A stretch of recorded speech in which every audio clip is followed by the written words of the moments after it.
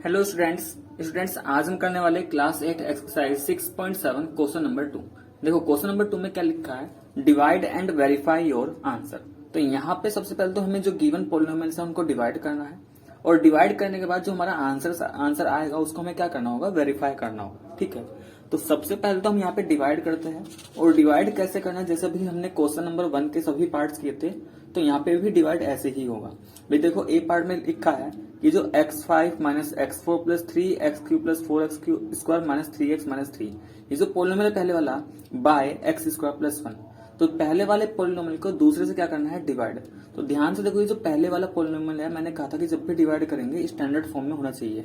तो ये दोनों ही अपनी स्टैंडर्ड फॉर्म में लिखे, तो बस सीधे सीधे मैं लिख दे रहा हूं कि यहाँ पे मुझे x स्क्वायर प्लस 1 से डिवाइड करना है किसको, x की पावर 5 प्लस x की पावर 4 माइनस x की power 4 plus 3x cube plus 4x square minus 3x minus 3। तो ये करना है मुझे इसका डिवाइड। ठीक है, तो देखो अब डिवाइड करने के लिए क्या बताया था कि सबसे पहले x स्क्वायर जो यहाँ पे फर्स्ट टर्म दे रखा है, इसकी मल्टीप्लाई किसी ऐसे टर्म में करो कि क्या आ जाए, यहाँ के वाले टर्म आ जाए पहली टर्म। तो x स्क्वायर की मल्टीप्लाई किस में करूं कि भाई x की पावर 5 आ जाए, तो x की पावर 3 में, क्योंकि जैसे ही मैं x का मल्टीप्लाई x स्क्वायर का मल्टीप्लाई x क्यूब करूंगा तो बेस सेम, तो पावर क्या हो जाएगी 8, और 8 को क्या मिलेगा 5, तो पहली टर्म सेम आ जाएगी। तो x स्क्वायर का x क्यूब से मल्टीप्लाई करते हैं, x की पावर 5 आएगा। ठीक है, अब यहाँ पे जो प्लस 1 लिखा है इसकी भी नेक्स्ट टर्म के साथ मल्टीप्लाई होगा। अब देखो प्लस 1 का अगर मैं x क्यूब के साथ मल्टीप्लाई करता हूँ ना, तो ये x क्यूब आएगा। अब x क्यूब मैं लिखने को यहाँ पे भी लिख सकता हूँ, लेकिन ध्यान से देखो x क्यूब वाली टर्म है यहाँ पे, तो कोशिश ये करनी है कि लाइक टर्म के नीचे लाइक टर्म आए। लेकिन ऐसा हर बार ही नहीं होगा, अगर यहाँ पे भी ये x क्यूब वाली टर्म नहीं होती तो मैं इसको यहीं पे लिख देता, कोई दिक्कत नहीं थी। लेकिन जब तक लाइक टर्म के नीचे लाइक टर्म आ सकती है, तब तक हम लाइक टर्म के नीचे लाइक टर्म लिखने की कोशिश करेंगे। ऐसा लिखने से कुछ नहीं है, बस थोड़ा कैलकुलेशन करने में आसानी होगी और कुछ नहीं है। ठीक है, अब देखो ये तो मल्टीप्लाई करके मैंने लिख दिया, नीचे वाले का साइन चेंज करना पड़ता है, तो ये प्लस तो माइनस होगा, ये प्लस तो ये भी माइनस, ये तो हो जाएगा कैंसिल। अब ध्यान से देखो, सबसे पहले यहाँ पे पावर 4 वाली टर्म में सिर्फ यहाँ पे माइनस एक्स की पावर 4 है, इसके नीचे कुछ भी नहीं है। ठीक है, तो माइनस एक्स की पावर 4 तो हमारा ऐसे ही रहेगा, माइनस एक्स की पावर 4, ये दोनों है हमारे लाइक टर्म। तो देखो जब ये लाइक टर्म है तो ये प्लस का 3 है इसका कोफिशिएंट, और इसका कोफिशिएंट क्या है भाई, कुछ भी नहीं लिखा तो 1, और साइन क्या है माइनस, तो माइनस का 1, तो प्लस 3 माइनस 1 कितना देंगे, प्लस का 2 देंगे, और क्योंकि वेरिएबल है एक्स क्यूब तो एक्स क्यूब आ गया। नेक्स्ट टर्म क्या बचा हमारे पास, 4x स्क्वायर माइनस का 3x माइनस का 3। ठीक है, फिर से क्या करेंगे, एक्स स्क्वायर की किस में मल्टीप्लाई करूं, माइनस की एक्स की पावर 4 आ जाए। तो सबसे पहले देखो यहाँ ये पॉजिटिव टर्म है, हमें नेगेटिव लेकर आना है, तो मुझे यहाँ पे माइनस साइन लेना पड़ेगा, क्योंकि जब प्लस का मल्टीप्लाई माइनस में करूंगा तभी माइनस आएगा। दूसरी बात ये एक्स की पावर 2 है, लेकिन हमें चाहिए एक्स की पावर 4, तो यहाँ पे हमें एक्स की पावर 2 भी लेकर चलना पड़ेगा। बात क्लियर होगी।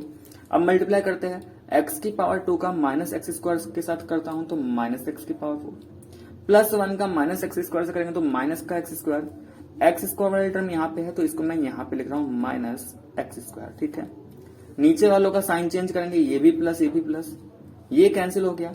देखो ये टर्म है 2x क्यूब, ये पावर 3 वाली टर्म है, तो सबसे पहले पावर 3 वाली टर्म लिखेंगे, क्योंकि मैंने बताया था कि डिक्रीजिंग पावर में लिखना पड़ेगा वेरिएबल वाली टर्म को। ठीक है, कि जो भी टर्म है उसको वेरिएबल की डिक्रीजिंग पावर में हमें लिखना होगा हमेशा। फिर ये 4x स्क्वायर और नीचे है प्लस का x स्क्वायर, तो दोनों का कोफिशिएंट को ऐड कर देंगे, इसका कोफिशिएंट प्लस 4, यहाँ पे इसका कोफिशिएंट क्या है 1, और साइन क्या है प्लस, तो प्लस 1, तो प्लस 4 प्लस 1 कितना देंगे, प्लस का 5, और ये हो गया x स्क्वायर। आगे आ जाएगा हमारा माइनस का 3x माइनस का 3। ठीक है, फिर से क्या करेंगे, एक्स स्क्वायर का किस में मल्टीप्लाई करूं, 2x क्यूब आ जाए। तो देखो ये पॉजिटिव, हमें पॉजिटिव चाहिए तो साइन प्लस ही लेके चलना पड़ेगा। कोफिशिएंट यहाँ पे 1 है, लेकिन 2 लेके आना है, तो यहाँ पे 2 लेके लेना पड़ेगा। x की पावर 2, लेकिन हमें टोटल 3 पावर चाहिए, तो एक पावर की कमी पड़ रही है, तो एक x भी हमें लेना पड़ेगा। तो एक्स स्क्वायर का 2x से मल्टीप्लाई करते हैं तो भाई ये आ जाएगा 2x क्यूब, प्लस 1 का प्लस 2x से करेंगे तो प्लस का 2x आएगा। नीचे वालों का फिर से साइन चेंज, ये माइनस ये भी माइनस, ये तो हो गया कैंसिल। बचा क्या यहाँ पे 5x स्क्वायर माइनस का 3x माइनस का 2x, ये हो जाएगा माइनस का 5x, और ये माइनस का 3। ठीक है, फिर से यहाँ पे 5x स्क्वायर है, यहाँ पे x स्क्वायर, तो x स्क्वायर का किससे मल्टीप्लाई किया जाए फिर कि 5x स्क्वायर आ जाए, तो ये हो जाएगा प्लस का 5। तो देखो x स्क्वायर का प्लस 5 से करते हैं 5x स्क्वायर आएगा, +1 का +5 से करता हूं तो +5 आएगा। नीचे वालों का साइन चेंज, तो दोनों प्लस है तो दोनों का माइनस हो गया, ये कैंसिल हो गया। बचा क्या यहाँ पे माइनस का 5x और -3 -5 बना लेंगे माइनस का 8। अब बात ये आती है कि क्या ये अभी भी डिविजिबल हो पाएगा कि नहीं। तो देखो अब ये आगे डिविजिबल नहीं होगा। और ये कैसे पता करना है कि भाई डिविजिबल होगा कि नहीं। यहाँ पे देखो जिससे हम डिवाइड कर रहे थे जिस पोलिनोमियल में, उस पोलिनोमियल की हाईएस्ट पावर क्या है 2 है। ठीक है, तो बस ये ध्यान रखना कि जब रिमाइंडर की जो हाईएस्ट पावर है वो 2 से कम हो जाए उस टाइम पे वो डिवाइड होना बंद हो जाएगा। जैसे देखो अब यहाँ पे रिमाइंडर क्या बचा -5x -8, तो यहाँ पे जो रिमाइंडर बचा उसमें वेरिएबल की पावर क्या दिखाई दे रही है 1 है और पावर यहाँ पे क्या है 2 है, तो इससे कम आ चुकी ना पावर, तो अब ये आगे डिविजिबल नहीं होगा। ठीक है, तो इसका मतलब यहाँ पे ये जो -5x -8 है ये क्या है हमारा रिमाइंडर है। ये -5x -8 क्या है हमारा रिमाइंडर है। और जो ये ऊपर आया है x³ -x² + 2x + 5 ये क्या आया हमारा कोसेंट। तो कोसेंट कितना आया हमारा x³ माइनस का x² प्लस का 2x और प्लस का 5। तो ये तो हमारा रिमाइंडर कोसेंट आ गया, हमने डिवाइड कर लिया। अब आगे इसमें एक बात और लिखी थी कि हमें वेरीफाई करना है अपने आंसर को। तो देखो अब हमें ये वेरीफाई में क्या करना होगा। देखो हमने एक इसमें फॉर्मूला पढ़ा था, ये हमने पहले ही पढ़ा होगा कि जो डिवाइडेंड होता है ना, जो डिवाइडेंड होता है वो किसके बराबर होता है divisor into quotient plus remainder. तो ये जो हमने फॉर्मूला यहाँ पे मैंने लिखा है, ये जो ठीक है ये हमने अभी तक सिर्फ नंबर के लिए पढ़ा था, लेकिन ध्यान रहे पॉलिनोमियल के केस में भी जो डिवाइडेंड होगा ना वो हमेशा divisor into quotient plus remainder रहेगा। तो इसे हम डिवीजन एल्गोरिथम बोलते हैं। क्लास 9th में फिर से पढ़ने वाले इसके बारे में, इसे बोला जाता है डिवीजन एल्गोरिथम। फिलहाल अभी इतना समझो, ये फॉर्मूला हमने पहले से पढ़ रखा है। ठीक है, एक फॉर्मूला टाइप समझ लो इसको कि जो डिवाइडेंड होता है वो हमेशा किसके बराबर आएगा divisor into quotient plus remainder. तो इस वाले क्वेश्चन में भी मैं क्या करूंगा divisor into quotient plus remainder निकालने यहाँ पे वैल्यूज रख के अगर वो डिवाइडेंड के बराबर आ चुका तो मेरा वेरीफाई हो जाएगा। ठीक है, तो देखो मैं यहाँ पे सारी चीजें लिख लेता हूँ। डिवाइजर हमें कितना दे रखा था, जो हमें डिवाइजर दे रखा था वो डिवाइजर हमारे पास था x² + 1 के। ठीक है, रिमाइंडर कितना आया हमारा, रिमाइंडर तो अभी हमने पीछे फाइंड किया था। रिमाइंडर आया है हमारा -5x -8, तो रिमाइंडर हो गया माइनस का 5x -8। और जो कोसेंट आया है हमारा, कोसेंट कितना आया हमारा x³ -x² + 2x + 5, x³ minus का x² प्लस 2x + 5। अब देखो मैं यहाँ पे ये जो डिवाइडर निकालने वाला हूँ इस फॉर्मूले के अकॉर्डिंग निकाल रहा हूँ। अगर इस फॉर्मूले के अकॉर्डिंग डिवाइडर निकालने पे ये जो गिवन था इसी के बराबर आ गया तो समझ लो ये वेरीफाई हो चुका है। तो देखो जब मैं इस फॉर्मूले में डिवाइडेंड ऐसे का ऐसे रहने दो, डिवाइजर कितना है x² + 1, तो यहाँ पे रखा है x² + 1। फिर डिवाइजर मल्टीप्लाई बाय कोसेंट है, तो कोसेंट कितना है हमारा, ये आया है हमारा x³ माइनस का x² प्लस का 2x प्लस का 5। फिर आगे लिखा प्लस रिमाइंडर, तो रिमाइंडर में आ जाएगा हमारा माइनस का 5x -8। अब इसको सिंप्लीफाई करते हैं। सबसे पहले तो क्या करेंगे भाई मल्टीप्लाई। देखो मल्टीप्लाई तो हम मल्टीप्लाई कैसे क्या आता है वो तो हमने सीख लिया पहले। ठीक है, सबसे पहले यहाँ पे जो टर्म लिखी है पहले वाले ब्रैकेट में x², इस x² की मल्टीप्लाई इन सभी टर्म में करो। तो x² का मल्टीप्लाई x³ में करूंगा तो भाई x की पावर 5 आ जाएगा। ठीक है, अब x² की मल्टीप्लाई -x² में करता हूं तो -x की पावर 4, x² का मल्टीप्लाई 2x में करता हूं तो प्लस 2x की पावर 3, x² का मल्टीप्लाई +5 में करते हैं तो +5x²। तो पहली टर्म की मल्टीप्लाई पूरे ब्रैकेट में हो चुकी। अब सेकंड टर्म जो फर्स्ट ब्रैकेट के अंदर सेकंड टर्म है +1, अब +1 की भी इसमें मल्टीप्लाई करो। और +1 से मल्टीप्लाई करने का मतलब है कि जब मैं +1 की x³ में करूंगा तो क्या मिलेगा x³ मिलेगा।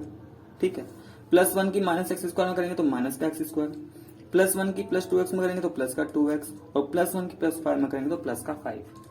आगे इस ब्रैकेट को भी ओपन कर दो, प्लस की मल्टीप्लाई अंदर जाके होती है तो कोई चेंज नहीं आता, तो ब्रैकेट वाला पार्ट ऐसे आ जाएगा माइनस का 5x माइनस का 8। अब यहाँ पे थोड़ा इसको एडिशन सब्ट्रैक्शन जो भी पॉसिबल कर लेते हैं। तो लाइक टर्म ध्यान से देखो, x की पावर 5 में केवल एक यही टर्म है तो x की पावर 5 तो भाई आ गया ऐसे ही। अब x की पावर 4 वाले टर्म पर ध्यान दो, एक तो ये है x की पावर 4 में, बाकी तो और कोई नहीं है। तो माइनस एक्स की पावर 4 भी ऐसे ही आ गया। ठीक है, अब एक्स की पावर 3 वाले टर्म तो एक तो 2x³ हमारे पास है और ये एक x³ है। तो ध्यान दो, ये 2x³ है प्लस का, ये प्लस का x³ यानी कि प्लस का 1 है एक तरीके से। तो इनके कोफिशिएंट को जब ऐड करूंगा तो ये प्लस का 3x³ बनाएंगे। तो ये दोनों सिंप्लीफाई होने के बाद क्या आ गई, प्लस 3x³। ठीक है, अब x² वाले टर्म पे आते हैं, ये प्लस का 5x² और माइनस का x²। मतलब कि इसका कोफिशिएंट क्या है, -1 और वहां पे क्या है, +5। तो जो +5 में से -1 करेंगे तो प्लस का 4 आएगा, तो ये बन जाएगा 4 और क्योंकि वेरिएबल x² था तो x² आ गया। ठीक है, आगे अब x वाले टर्म पर ध्यान दो, ये प्लस का 2x माइनस का 5x। तो देखो भाई +2 - 5 कितना देंगे, -3 और वेरिएबल x था तो x आ गया। और लास्ट में ये +5 - 8 ये भी क्या देंगे, -3। और ध्यान से देखो ये जो हमारा divisor into quotient plus remainder करके आया, क्या ये डिवाइडेंड के बराबर है कि नहीं है। ठीक है, इसका मतलब ये वाली जो मैंने फॉर्मूला लिखवाया ये यहाँ पे वेरीफाई हो रहा है कि जब मैं divisor into quotient plus remainder कर रहा हूं तो मुझे डिवाइडेंड के बराबर ही मिल रहा है। तो यहाँ पे क्या हो चुका, हमारा वेरीफाई हो गया। बस हमें यही करना है। ठीक है, तो कोई दिक्कत यहाँ पे हो जाएगा आसानी से। ऐसे ही इसका क्वेश्चन नंबर 2 का बी पार्ट करने वाले। पार्ट नंबर बी में भी क्या करना है हमें, 25x की power 4 minus 20x³ plus 3x² plus 2 को, यानी कि जो पहला पॉलिनोमियल है उसको डिवाइड करना है किससे, जो ये सेकंड लिखा है। ध्यान से देखो दोनों ही पॉलिनोमियल अपनी स्टैंडर्ड फॉर्म में तो लिखे हुए हैं, तो हमें कुछ नहीं करना, सीधे सीधे मैं यहाँ पे लिख देता हूं कि 5x² plus 5x² minus 3x plus 1, इससे डिवाइड करना है किसको, 25 x की power 4 minus 20 x³ plus 3x² plus 2, इस पोलिनोमियल को करना है डिवाइड। ठीक है, तो मैंने ये डिवाइड वाली फॉर्म में लिख लिया। अब देखो ध्यान से यहाँ पे 5x² का किस में मल्टीप्लाई करूं, 25x की पावर 4 आ जाए। पहले कांस्टेंट पर ध्यान दो, यहाँ पे है 5 और हमें लिखा है 25। तो भाई 5 का किससे मल्टीप्लाई कैसे 25 आ जाए, 5 x की पावर 2 है लेकिन टोटल 4 पावर चाहिए तो 2 पावर की कमी पड़ रही है, तो x² भी आ चुका। इसका मतलब जितने भी टर्म यहाँ पे लिखनी है अब सभी टर्म की मल्टीप्लाई पहले इसमें करेंगे और फिर इसको यहाँ पे नोट करेंगे। तो 5x² का 5x² से किया तो 25x की पावर 4 आ चुका। ठीक है, माइनस 3x का मल्टीप्लाई 5x² से किया तो देखो माइनस इंटू प्लस करेंगे, माइनस और 3 5 से 15 और x इंटू x² से करेंगे x³। अब प्लस 1 की प्लस 5x² से करेंगे तो प्लस का 5x²। ठीक है, इसके बाद क्या होता है भाई, नीचे वाले का साइन चेंज करना पड़ता है, तो प्लस है तो माइनस कर देना है, माइनस है तो प्लस कर देना है। साइन भी चेंज हो चुका, तो ये वाले टर्म तो हो चुकी कैंसिल। यहाँ पे बचता है माइनस का 20 और प्लस का 15। तो देखो भाई माइनस प्लस होता है माइनस, तो 20 में से 15 जाएगा, 5 बचेगा। ठीक है, और माइनस है तो माइनस आ गया, तो ये तो आ गया हमारा -5x³। ठीक है, आगे क्या बचा यहाँ पे, ये प्लस का 3 ये माइनस का 5, तो प्लस माइनस फिर से माइनस होगा, तो 5 में से 3 जाएगा 2, लेकिन माइनस वाले टर्म ज्यादा है तो -2 और वेरिएबल पार्ट जो है वो तो सेम ऐसे ही रहेगा। ठीक है, फिर से 5x² की मल्टीप्लाई किसी ऐसे टर्म में करो कि माइनस का x³ आ जाए, तो ये प्लस है हमें लेके माइनस, तो माइनस लेना पड़ेगा। 5 है और 5 ही चाहिए तो कांस्टेंट में कोई दिक्कत नहीं है, x² है लेकिन x³ चाहिए तो एक x लिखना पड़ेगा। 5x² की माइनस x से करते हैं तो ये माइनस का 5x³ आ चुका। माइनस 3x की माइनस x से करेंगे तो माइनस माइनस बनाएगा प्लस और 3x इंटू x ये बन जाएगा 3x²। और प्लस 1 की माइनस x से करेंगे तो ये आ जाएगा भाई माइनस का x। क्या करेंगे, नीचे वालों का साइन चेंज, ये प्लस ये माइनस ये प्लस, ये हो गया कैंसिल।